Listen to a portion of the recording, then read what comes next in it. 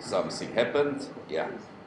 So we are continuing now with the crystallization sequence.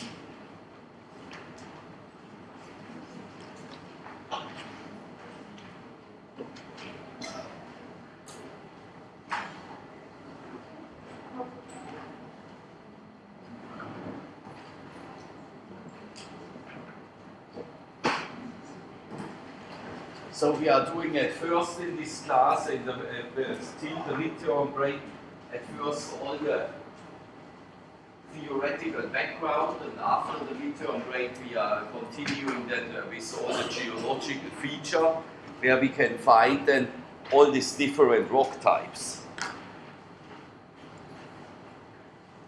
So, and I showed you last week the different banana models. I showed you this banana model from the plagioclases, and I showed you also this banana diagram from the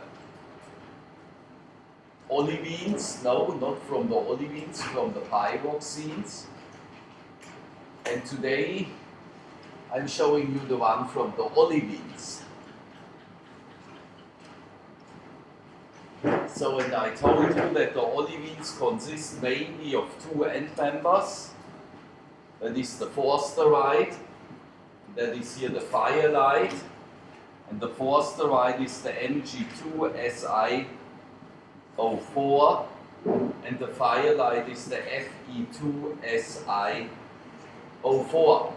So, and there is everything between that is a mixture. So, and I told you that the magnesium-rich minerals are formed at higher temperatures, whereas the iron-rich minerals formed at lower temperatures. So, if we have a magma chamber, like this one here, then you are cooling your melt down from outside to inside. So, in the olivine, which is formed at high temperatures, the forsterite is formed at 1890 degrees Celsius. So, and then you are cooling down, and then you are forming the forsterite, and then that is then at 1205 degrees Celsius. And you know how it looks like by now.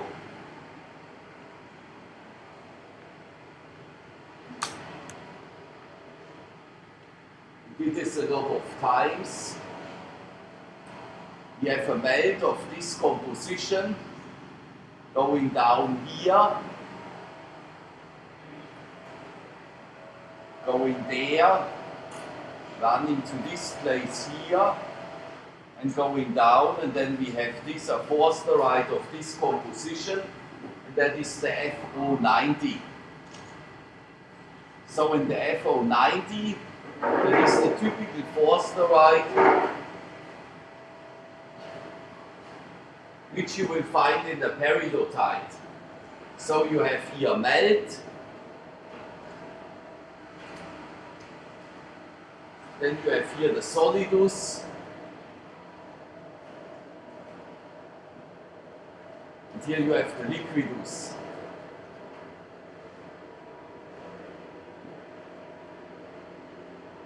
Should be actually the other way around.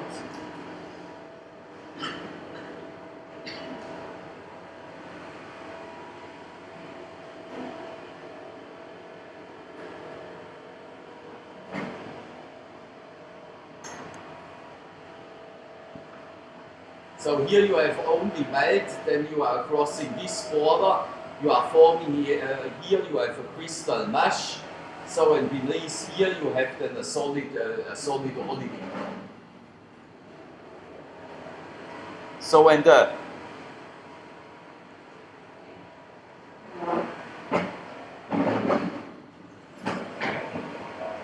with continuing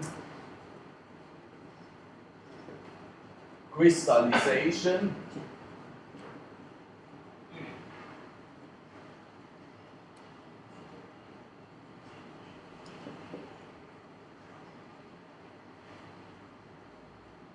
olivine become more iron rich. Yes, because you are cooling your melt down.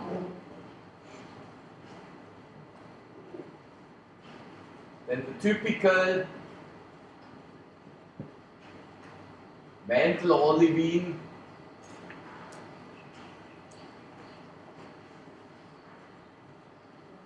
is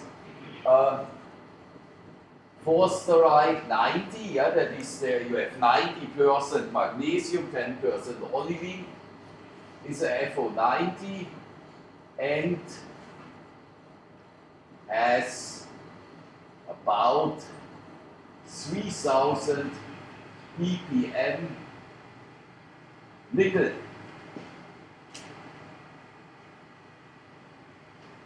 So that is the typical composition of an olivine which you can find in the Earth's mantle.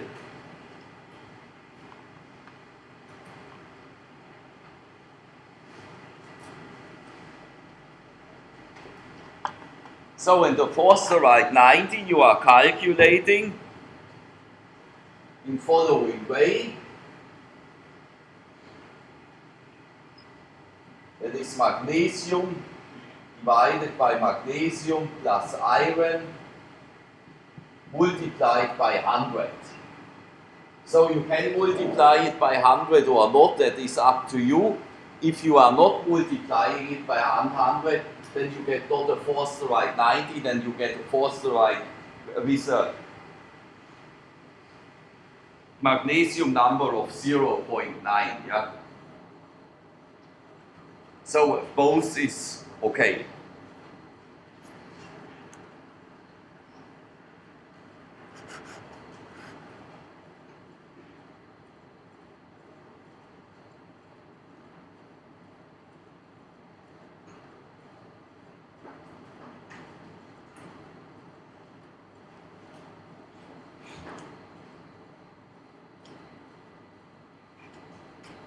So now something to the crystallization sequence.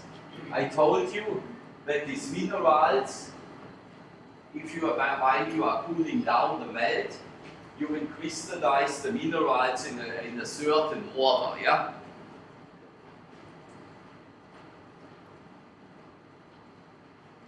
You have not only the element exchange, that you are forming at higher temperature more magnesium-rich minerals, and then you are forming then more iron-rich minerals, which is the case while we are talking about olivines and pyroxenes.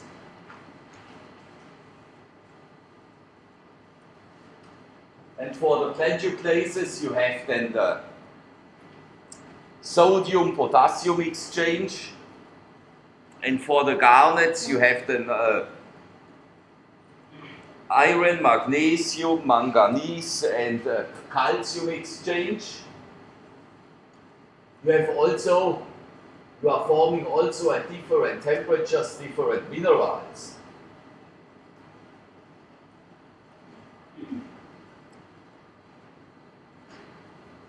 So and there you have the activity from silica in the melt, and that is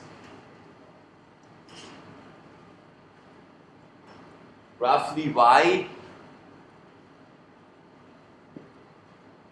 multiplied by X SiO2 in the melt. So, and these are just constants, and that is the concentration. I told you last time, if you are calculating the activity of such a forsterite, of a mantle forsterite, then you are using the magnesium concentration inside, and you have two magnesiums, and then you are calculating the magnesium concentration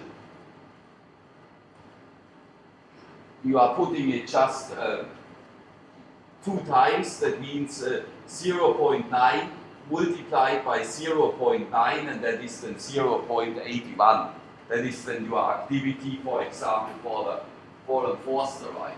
If you are calculating the activity from for an N-statite, then you are multiplying your you do not multiply your magnesium concentration because you have only 1 molar of magnesium and 1 mole of silica inside, but here you have a ratio of 2 to 1.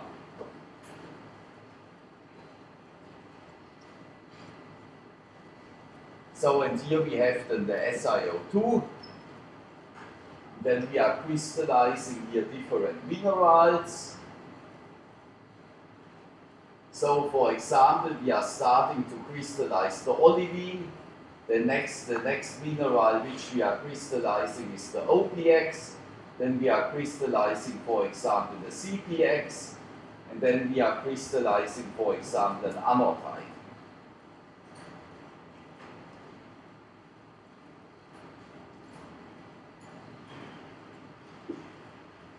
And that is wrong here again, because we have here plotted the SiO2 concentration, and for an OPX has an SiO2 concentration from 1 to 1, and the olivine has then 2 to 1. I mean, that is just the ratio between magnesium and silica. So that is then the silica concentration here and not the temperature, yeah?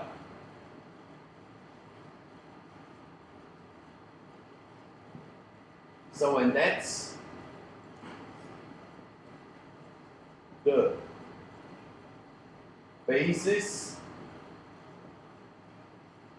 for the CIPW calculation.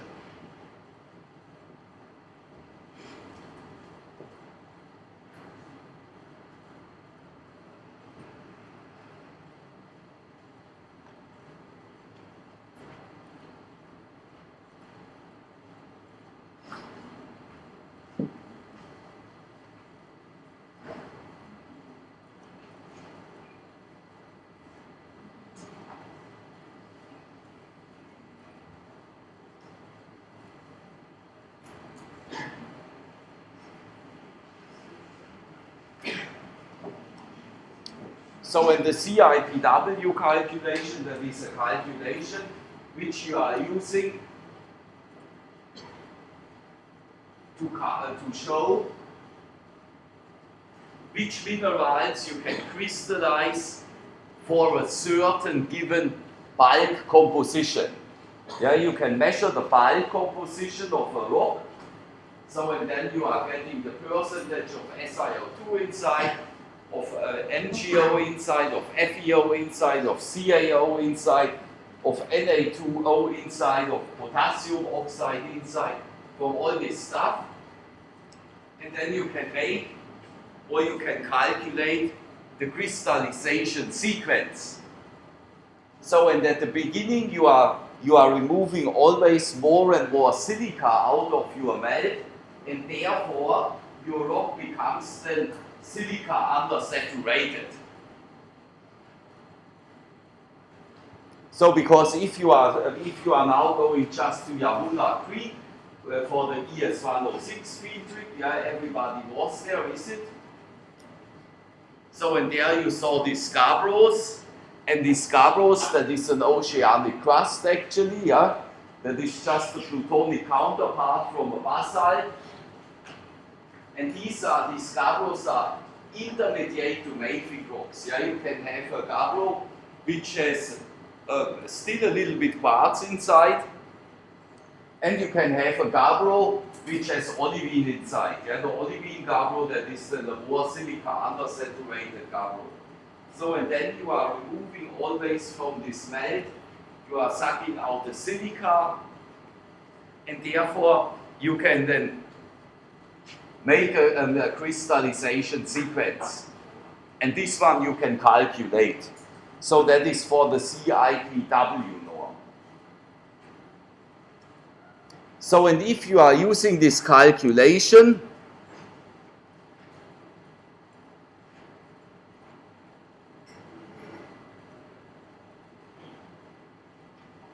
then you are making at first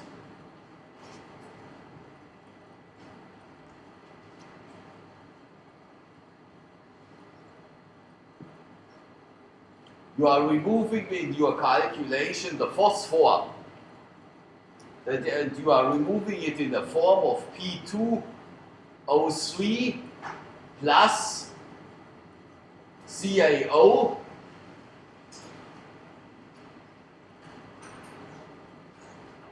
and this mineral is called then the apatite. So then number 2,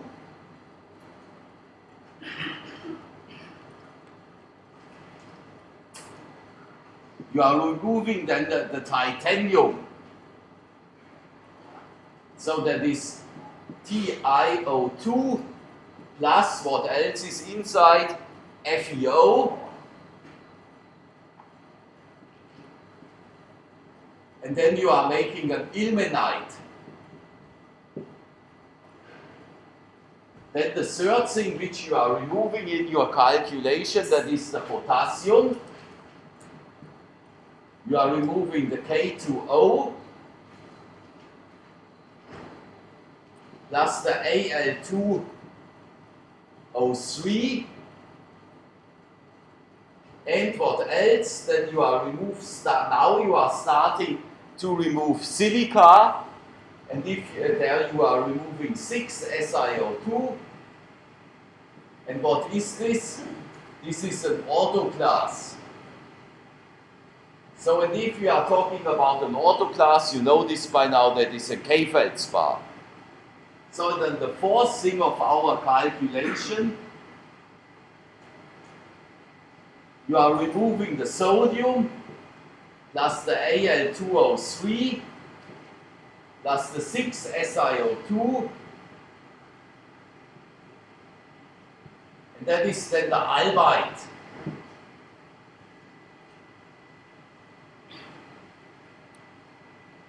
So, and the next thing, you are removing then the CaO plus the Al2O3 again.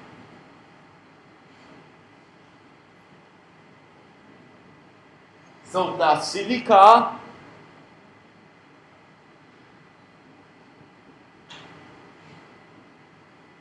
And then you are forming an anorthite.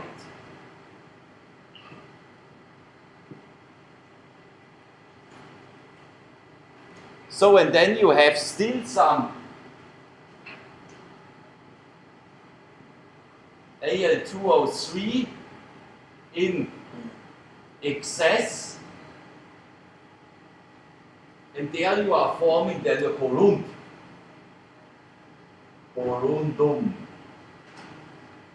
So, and then you are removing chemically all the components till they are used up, and therefore you are forming then certain minerals in your calculation, and then you can show for a certain bulk rock composition what type of rock it is and what for minerals you can expect in your rock, and what is the concentration of them. I mean, how many mole of anorthite are inside, how many mole of autoclass inside, and. And in your calculation, you are removing then always more and more silica till your rock is getting then undersaturated.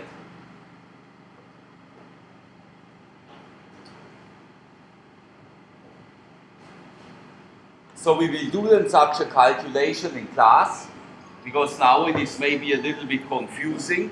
But if you have done such a calculation, then it could be that things becoming then more clear, or you are getting even more confused. That could also be.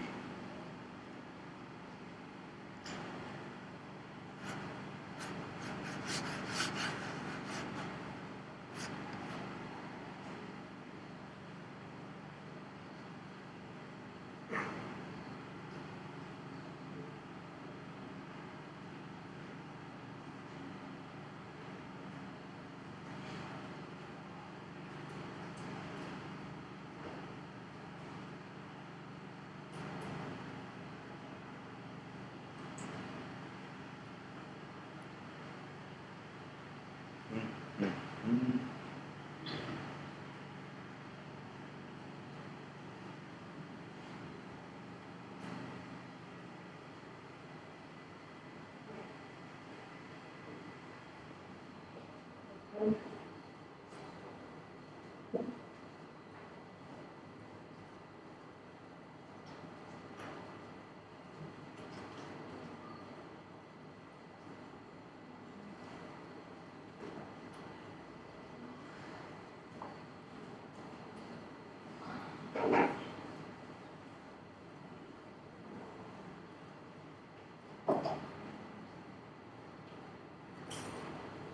So now the average composition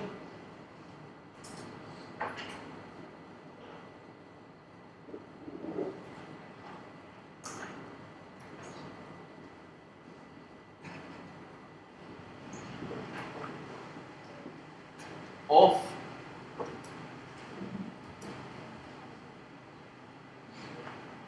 magmatites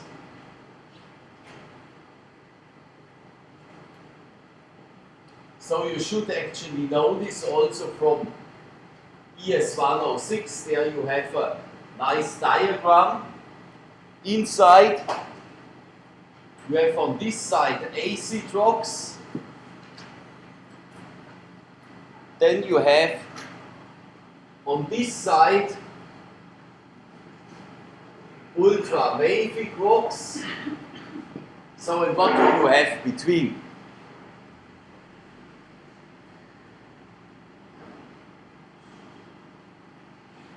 There you have the intermediate rocks.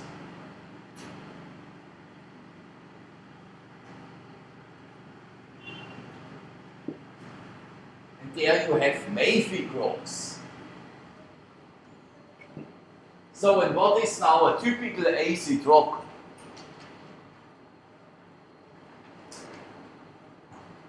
A typical acid rock. We showed it just to you in our last class. That was in the ES301. There I showed you some rocks, and there I showed you a typical acid rock. So, of which rocks are most parts of the continental crust is made up.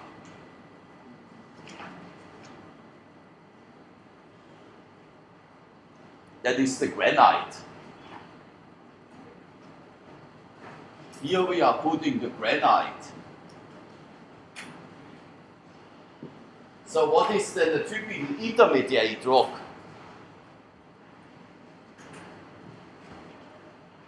That is then the granodiorite.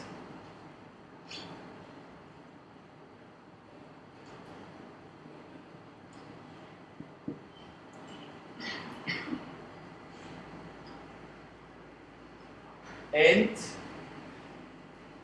the diorite.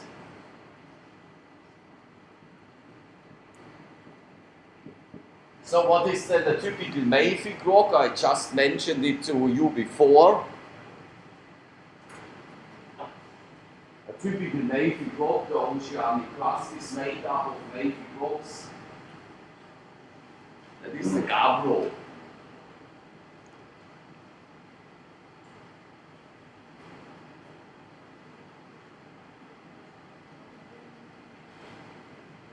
So, and if you are making the gabbro then more mafic, then you are replacing the quartz in the gabbro with the olivine.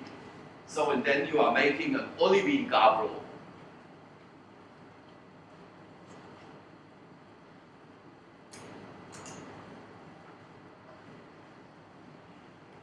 So, and now we have ultramafic rocks. And what are now the ultramafic rocks? These are then the peridotites.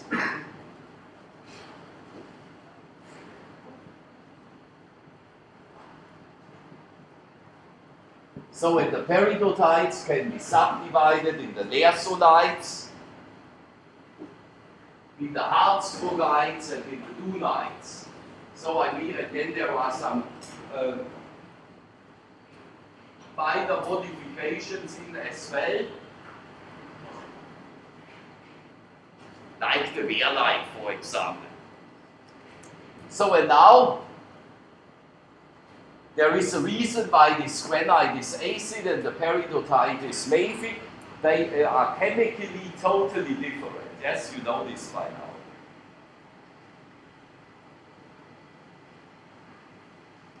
So and now we are checking what is with the SiO2 concentration.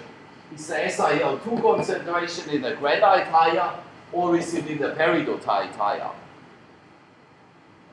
No, it's in the granite. There you have a higher SiO2 concentration. Therefore, we are making an arrow like this. That is then the SiO2. So now we are checking what's going on with the potassium and the sodium. In which rock do we have a higher potassium concentration, in the peridotite or in the granite?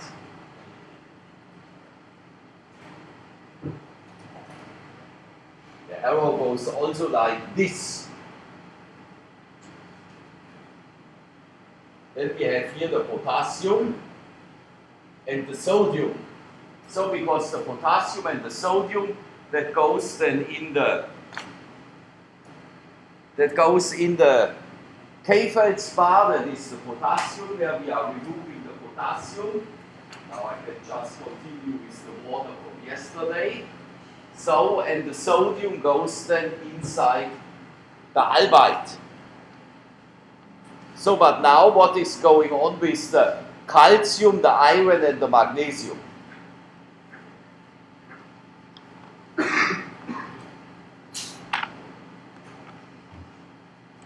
The iron, the calcium, and the magnesium is higher in the peridotite.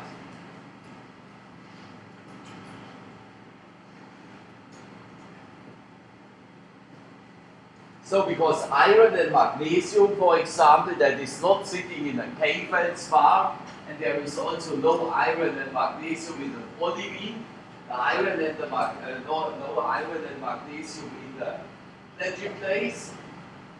The iron and the magnesium is sitting in the olivine, and it is sitting in the autopyroxene, and these are the minerals which we will find in the peridotite and not in the granite.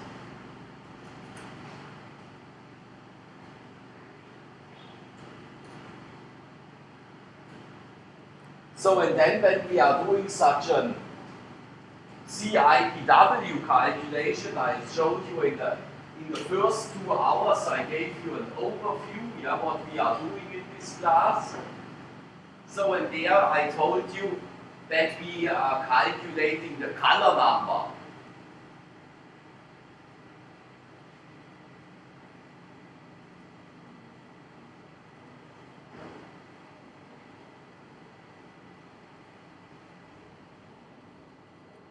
So we are calculating then the color number. And if you have time, I will show it maybe to you next week. Then you can download from the internet. They have there some Excel spreadsheets which you can use for doing the CIPW calculation. I will show you one example here in class, just using a spreadsheet which I have drawn by myself. So, but you can then just use ones from the internet. You can just put in Google SIPW calculation, and then you can download it, and then it will just go automatically through. So, and the color number, that is the differentiation index.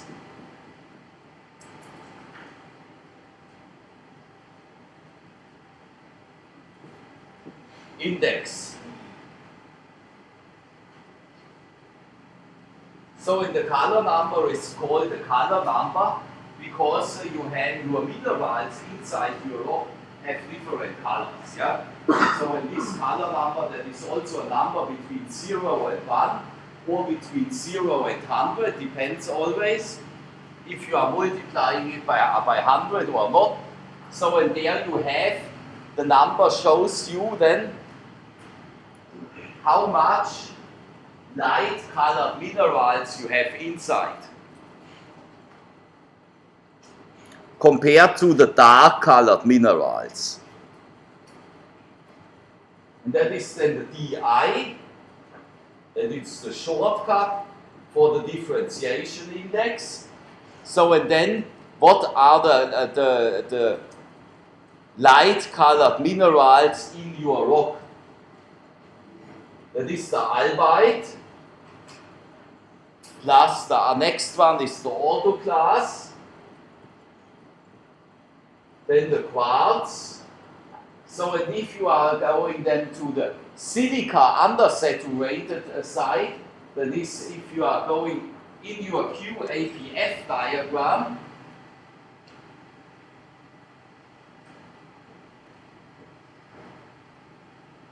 QAPF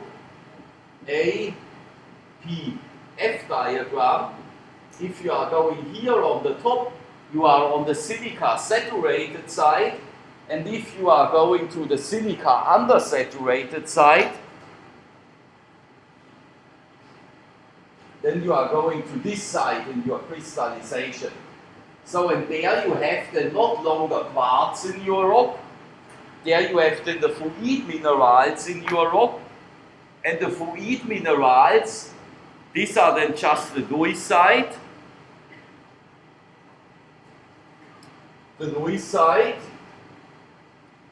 plus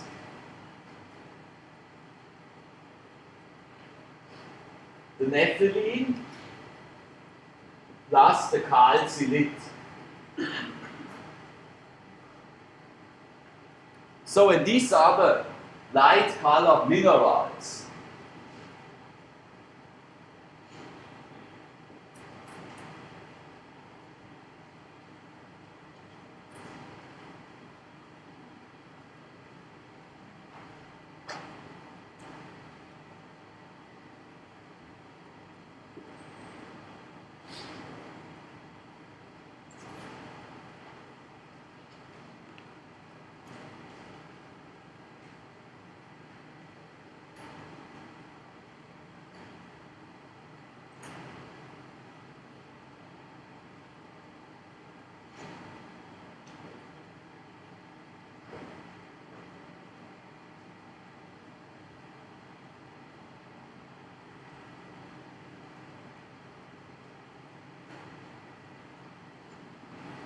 So, are you done with this? Yes.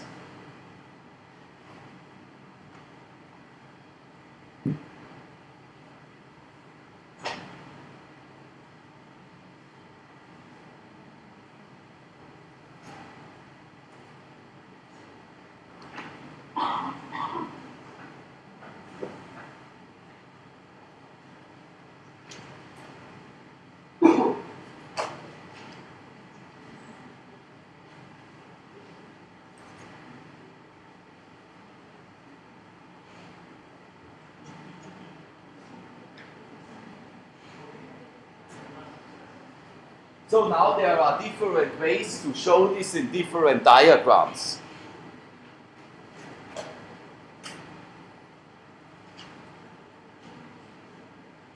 So, and one of these diagrams is called the Haker diagram.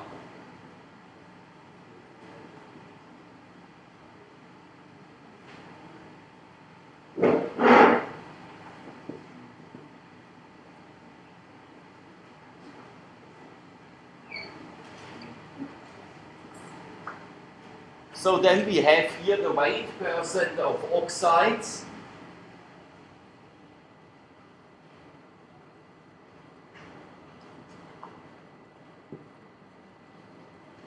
And here we have the silica concentration. Here we have 50% of silica. Here we have 70% of silica. So that is then SiO2. So, and if I'm writing here 50% and I have here 70%, 70% of silica, that is typically for a granite, yeah? So, and if you are forming then a gabbro, then you have then, if you are forming then a gabbro, then you have about 50%. So, and if you are having a peridotite, then you have about 45 to 48%.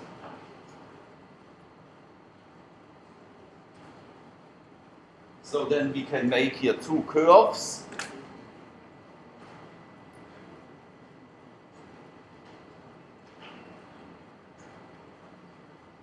This is one curve. Then you are making such a curve somewhere here. So, and here you have then a crossing line. This here is then the calcium concentration. Then you have here the sodium plus potassium. I showed you just before. If you are having a acid rock, that means a granite, then you have a higher potassium and sodium concentration. And if you have a peridotite or a gabbro, then the calcium concentration becomes higher. Then you are making here with this color. You can make here a line, you can make a stroke line as I'm doing, or you can just draw it through. So, and this one is then called the peacock index.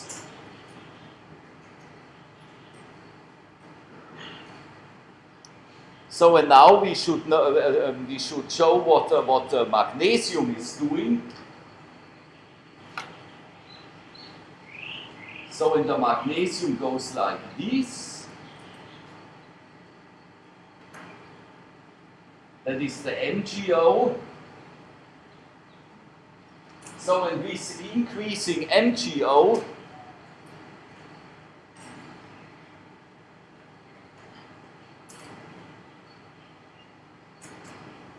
increase of MgO causes crystallization of olivine. So, but you are not you are only relatively increasing the magnesium, yeah. So, and you are increasing it in your calculation because you are removing sodium and potassium, and therefore and you are removing SiO2, and therefore relatively you are increasing the magnesium, for example, and you are increasing, for example, the iron.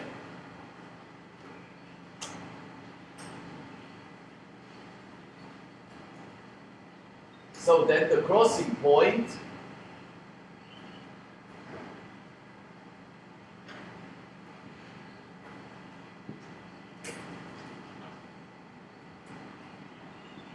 shows if a rock is alkalic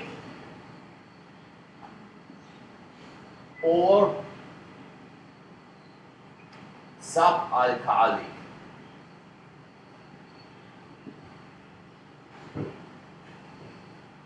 So, and this is the peacock index, and that is this crossing point here.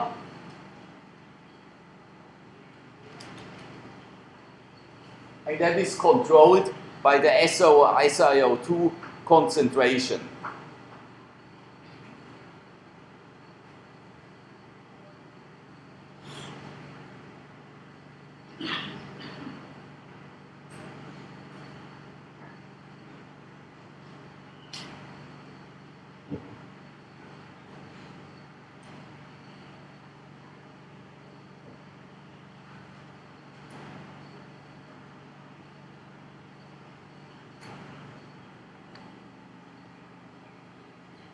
So now we have another diagram that is also very important.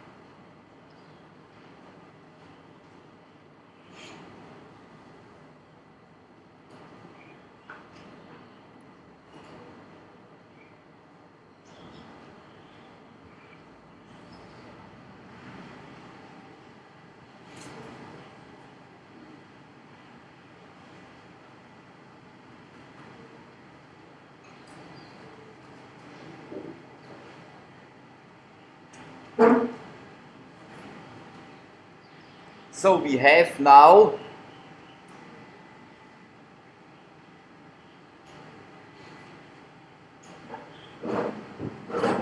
the McDonald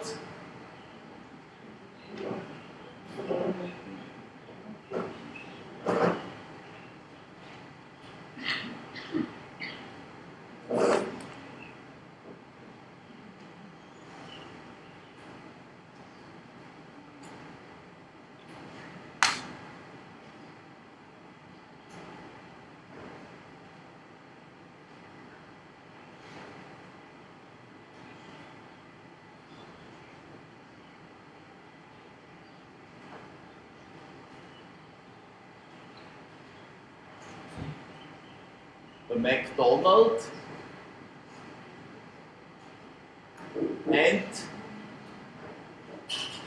Katsura.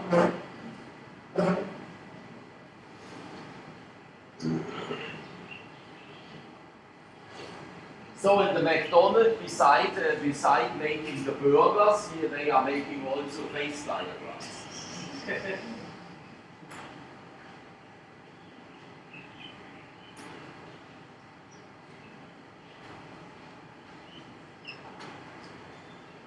So and they constructed a line. Here we have again the SiO2 concentration, and here we have the sodium plus potassium concentration.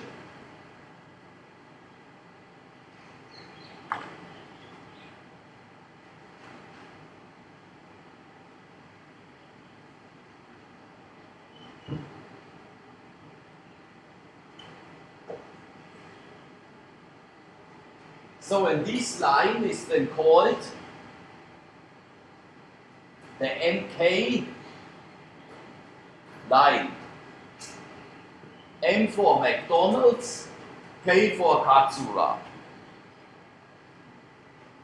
So and then we are going here to this side. We are having here rocks which are more rich in Ni2O,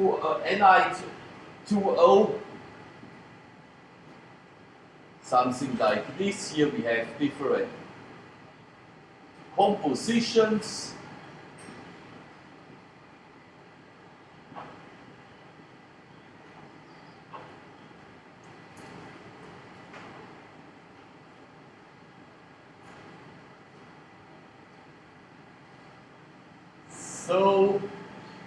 So and if we have a rock which contains more Ni2O and more K2O, then we have here alkali basalts. Alkali basalts and nephelidite.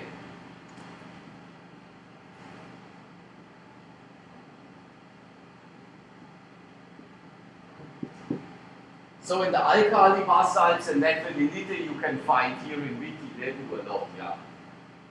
So these are these andesites and shoshonites and all this stuff.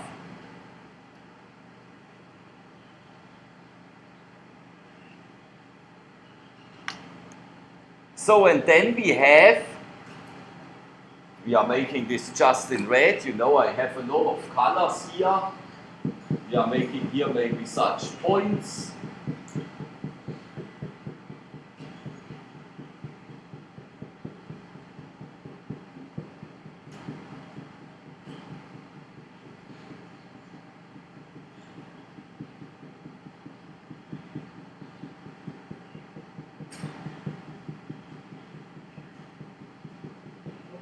So, now we have these points, and now we need there another name, because there we have then another rock.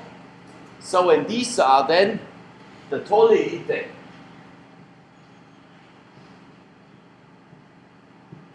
And the tolleite are sub-alkali basalts.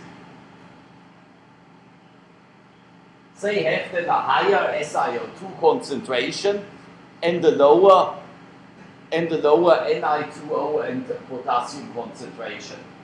So and this tolerated, this is typical for the oceanic crust.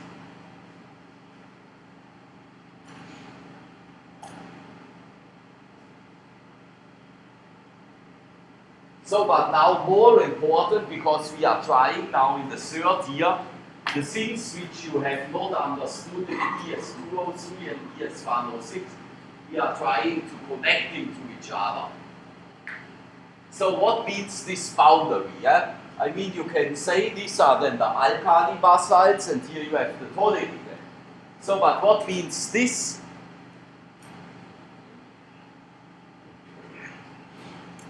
In the QAPF.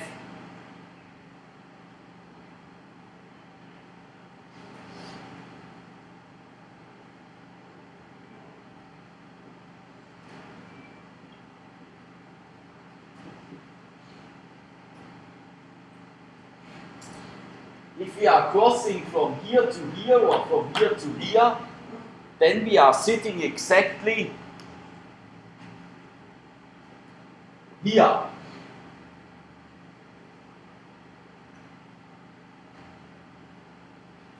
So here we have silica saturated rocks, here we have silica undersaturated rocks. So and if we are talking about this boundary, then could you remember what this boundary is in your PT diagram?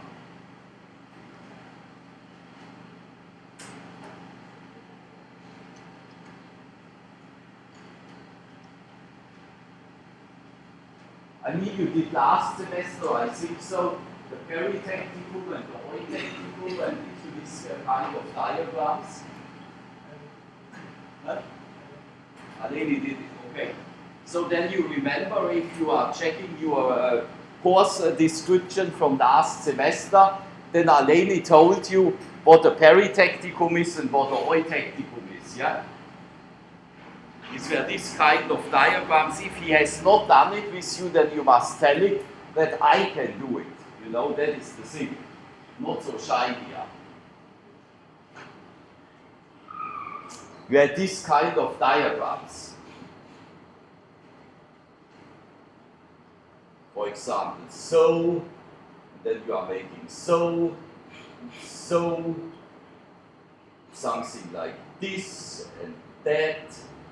So, and then you have here the peritechnicum, and here you have an oitechnicum. So, and here you have then something like this and that. So, and here you have, if you have a melt of this composition and you are going down here, then you can go to this side or you can go to this side. Do you remember this? So in this line where we can go to this side or to this side, we are making here, for example, SiO2. And then we are making here, for example, maybe K2O, it does not matter. So and then we are, if we are going to this side, we cannot have a rock which has exactly this composition. You are cooling down whether to this side or you are cooling down to this side. Here we have then the temperature in degrees Celsius. So and then we are crossing this line. We have a rock here or we can have a composition here. But you cannot have, for example, nepheline together with quartz.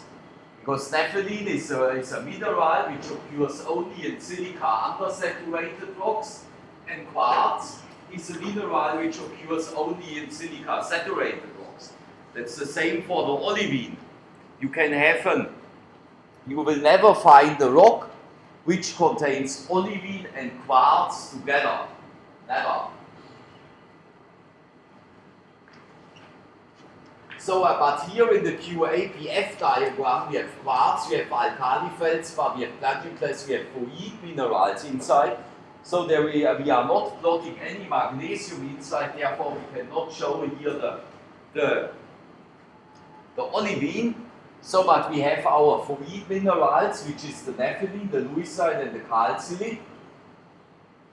And we have here the quartz-bearing mineral, and here we have the plagioclase and the alkali feldspar. So, and if we are crossing this line, then we are going from quartz saturated to quartz undersaturated, but it is also a thermal boundary. Yeah, because you are cooling down, and then you are coming to this point, and you can go better here, or you can go here. So, and that is then the thermal boundary.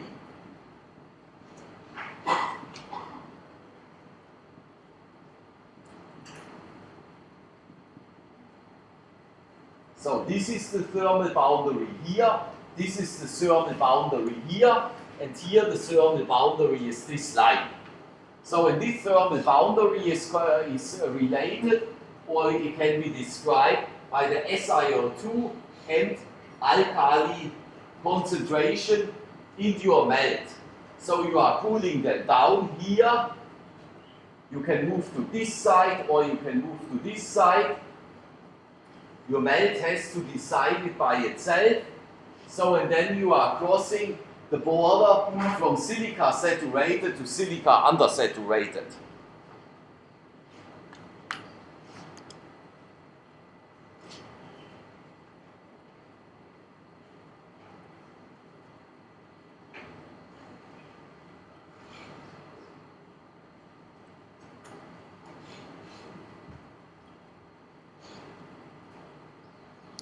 So, and now we should go, we need the board.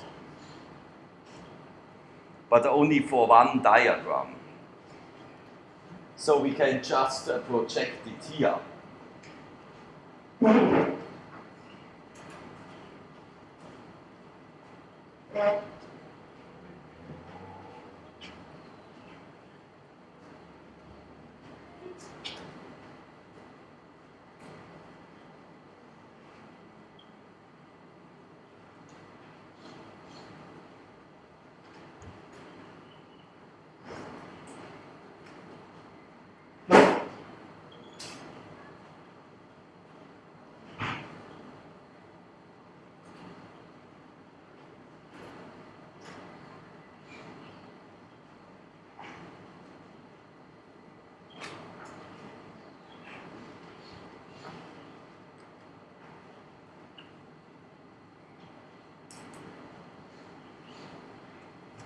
So did I give you this course material? Okay, then I need a stick.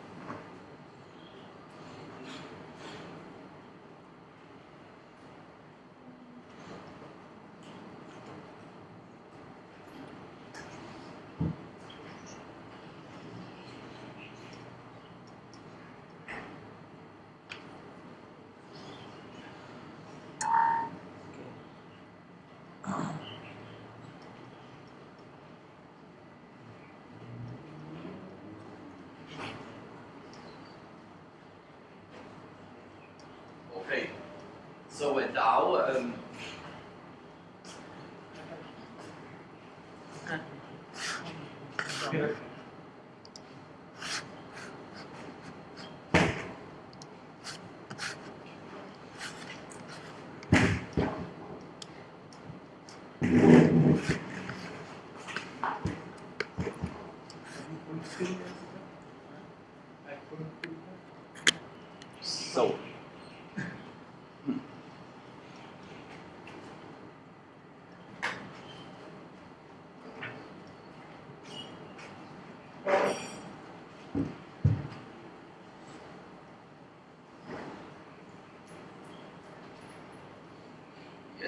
this one and then just scroll through nearly till the end.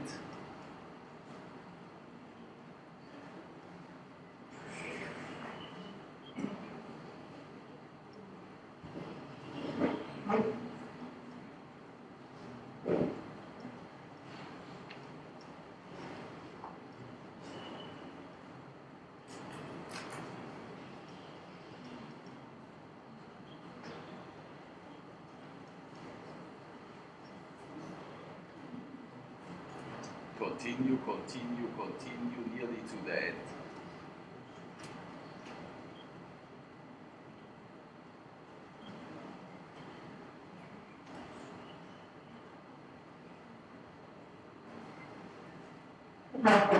Here, this one we need.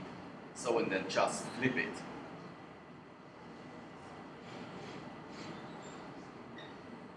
Rotate. Yeah, that is now on the head.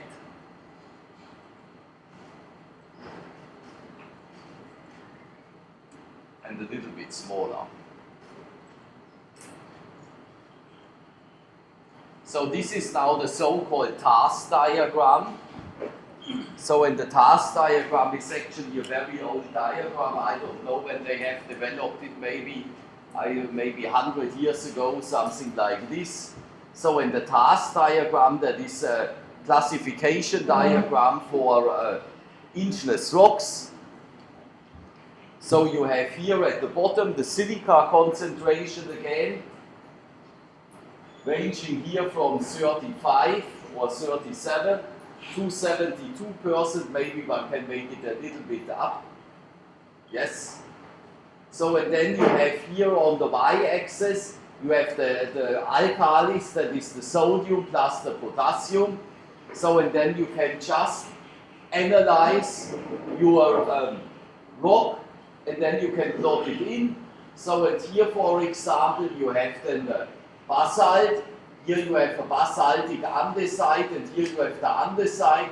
And such andesites, I mean, you saw a lot of andesites on our excursions, because a lot of rocks here are just andesites. So and if you have a higher silica concentration, you have a dacite. So this is now not for plutonic rocks, that is for volcanic rocks, that means these are extrusivas. So here at very high silica concentration, you have the rhyolite, and if you are having very low silica concentration, you have the phoidites, and these phoidites, I mean, these are then rocks which does not contain any quartz. You have then the silica undersaturated minerals like the leucite, the nepheline, and the nepheline and the calcilid inside. So, but here, if you are just going up with your silica concentration, you have then trachites, trachitic andesites, trachidasites. Here you have phonolites. So phonolite is called a phonolite because you can make music with it. I mean, if you are just using a small plate and you are using a stick, and then the phonolite has a very nice sound. So, and that is 1,000 years ago they made music out of it by using the phonolite. Therefore, it is called a phonolite. So, and this is this task diagram. So now we can just switch it off. That was just a thing what I like to show. And I need then the board again.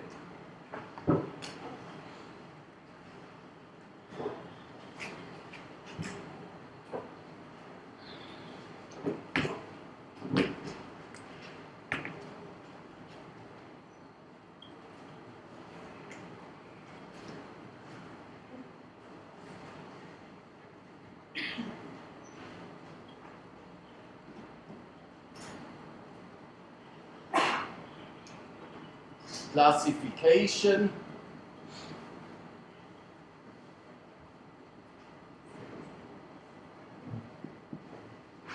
of volcanic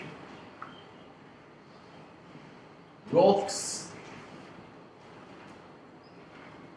in the task diagram.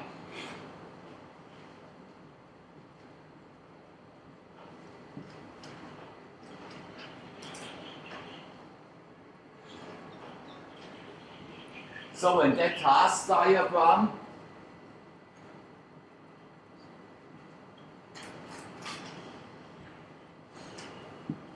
shows you the potassium plus Ni2O against SiO2 concentration.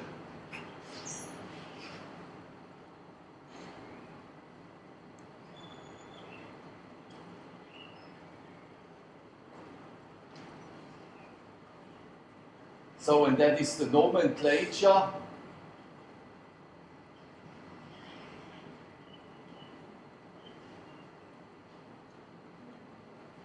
made from a chemical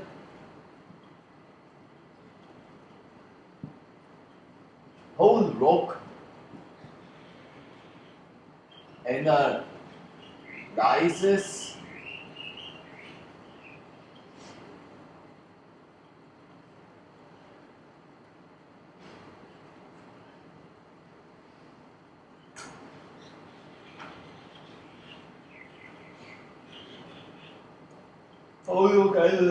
and that shows you then the alkali quartz ratio.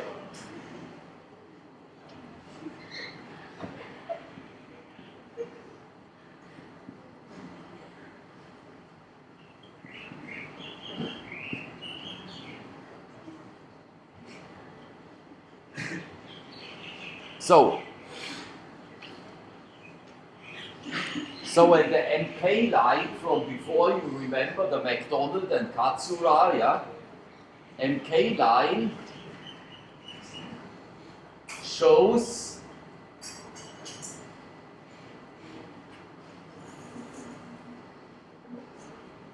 the first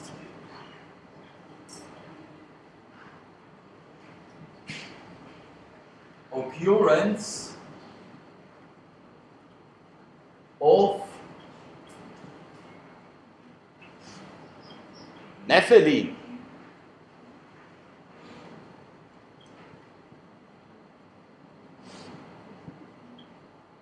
So if we are having the nepheline, we are talking then also about the leucite and the calcite.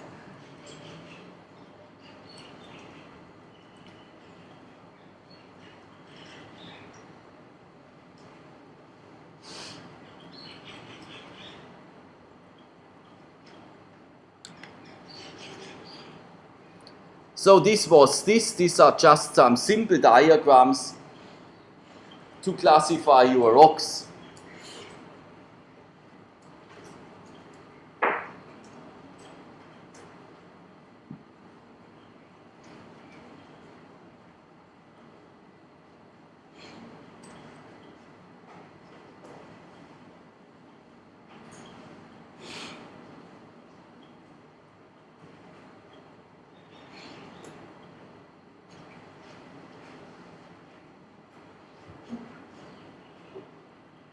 So now we have the next point.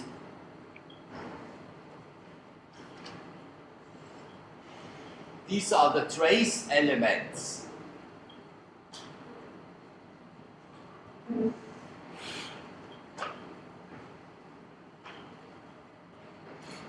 So and the trace elements are very important if we are studying any rocks. So and you have compatible trace elements and you have incompatible trace elements. So trace elements, like the name says, they occur only in a very small concentration in a ppm.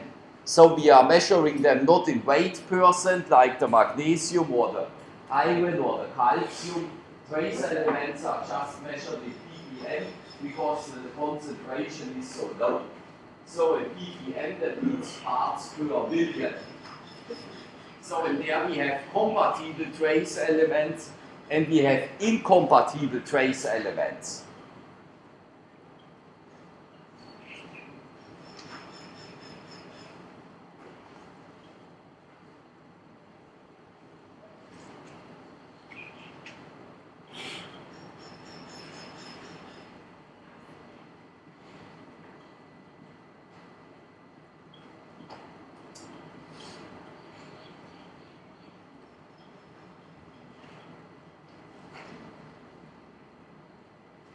Compatible trace elements and incompatible.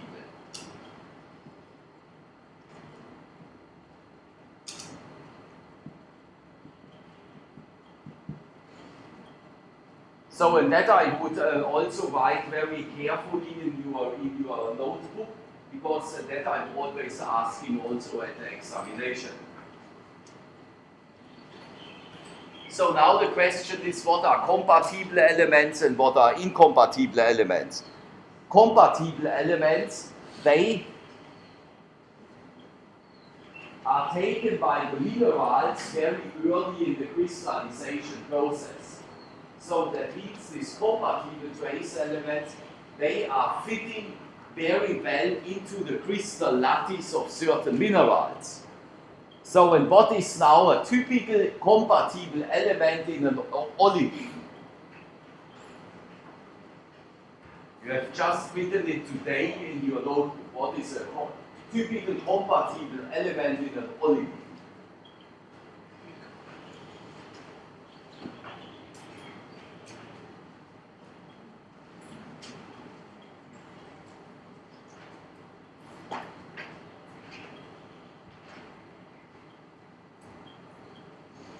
That is the nickel. Yes, I told you that the typical mantle olivine contains 3000 ppm of nickel. So that is now a compatible element. That means we are crystallizing an olivine, and forsterite 90 at 1800 or 1890 degrees Celsius. We are crystallizing it. So, and then the nickel goes into the crystal lattice from the olivine, yeah? So, and then because it fits very well in. So, and it fits very well in because of the electrons in the outermost strip and of the size of the bubble. These are always the two things, yeah? So, and therefore the nickel is a compatible element.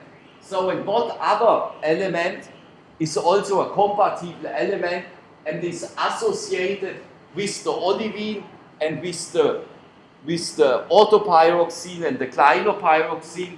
That is then a very important ore mineral. And this element goes also very well, or fits into the crystal lattice from an olivine. What is this then now for an element? Yes, that is the chromium. Congratulations, 1000 points. Chromium. So, and another compatible element, that is then the cobalt. The nickel is always associated with the cobalt, and another one, for example, is selenium. So, and all these elements have something common. They have, these are metals.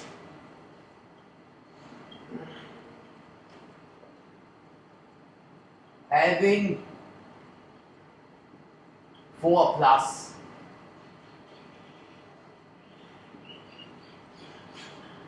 So, and if you have metals with 4+,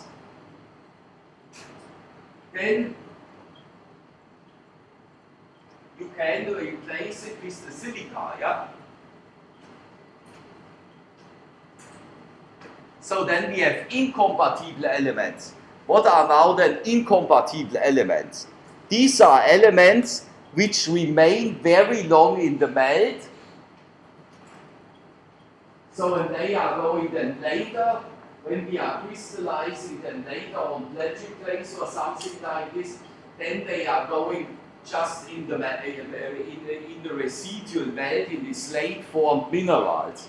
These are then the incompatible elements. So the compatible elements are taken very early in the crystallization sequence, whereas the incompatible elements remain in the melt. So they are remaining in the residual melt because they are fitting not very or fitting very badly inside inside the crystal lattice. So in these incompatible elements, for example, that is the rubidium, that is strontium, that is barium. So in the rubidium, the strontium, and the barium, these are potassium group elements.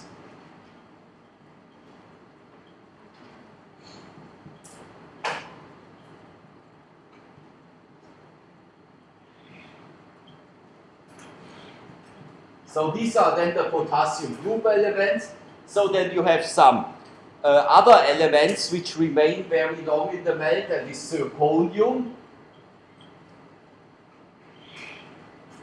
So then you have the big bubbles. The big bubbles were having with a lot of electrons, and therefore one is uranium, and another very incompatible element, that is the thorium.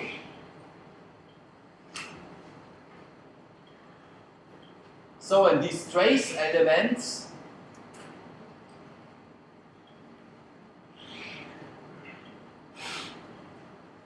can be subdivided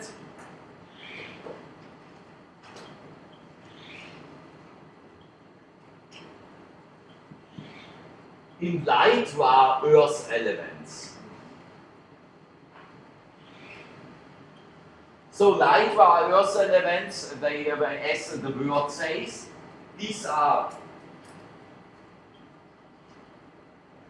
just light rare earth elements. Yeah, the bubbles are not that heavy, and the light rare earth elements, that is then, for example, one is lanthan and this stuff.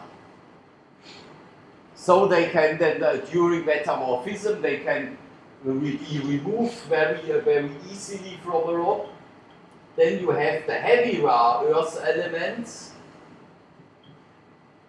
So in the heavy rare earth elements, these are big heavy bubbles. They will then remain longer in the rock. So and then you have the high field strength elements.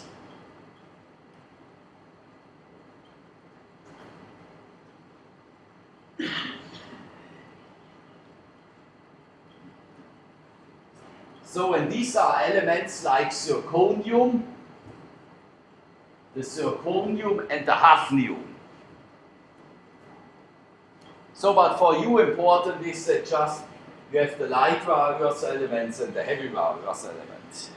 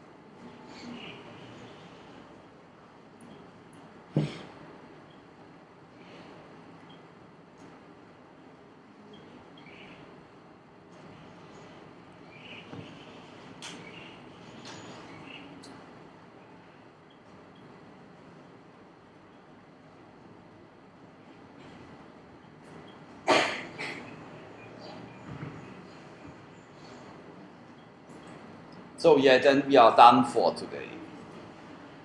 So then we will see us on Friday, and I will give you for tomorrow the exercises, yeah?